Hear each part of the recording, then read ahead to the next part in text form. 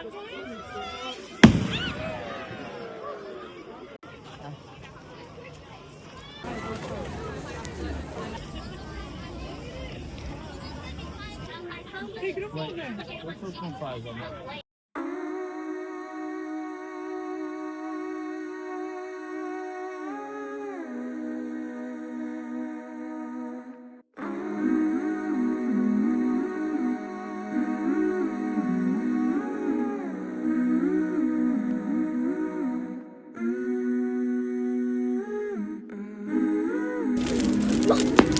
it, yeah.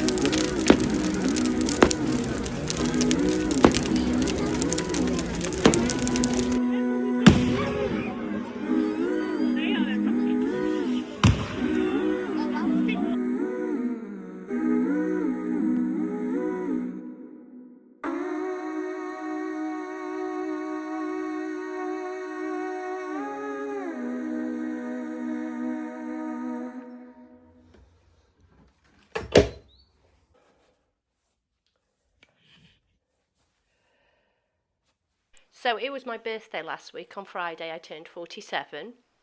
I got this really great t-shirt from my sister, and Chad got me this amazing book from when we visited the Pitt Rivers Museum, which was this one, which I am delving into. It's really interesting. It's about the women who contributed to anthropology. And then this beauty, which my brother and sister-in-law got me, and it is a sewing table. It's got some incredible finds in it. I think my sister-in-law got it off Facebook Marketplace. I have to open it really carefully because the top is so heavy it can knock the rest of the table back. So I'm going to do this really carefully. Okay, so the balance on it is pretty good. It's quite heavy, which is good because it's solid wood. But look at this, feast your eyes on this amazing pink in here. I think this is all original, and there's trim as well. And it's full of treasures. I'm going to reorganize it so that it's usable for me. So I'm going to take all of this stuff out. We're going to have a look at it.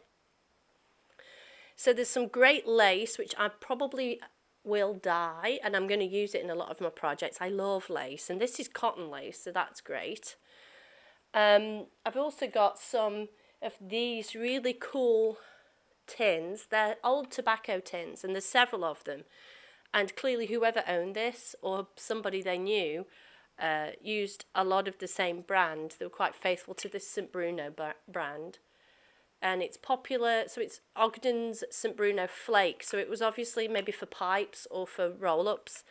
These tins are fantastic. And I absolutely love them. They're one of my favourite things about it. The other thing I love about it is, if I can find it, I keep putting it away and losing it.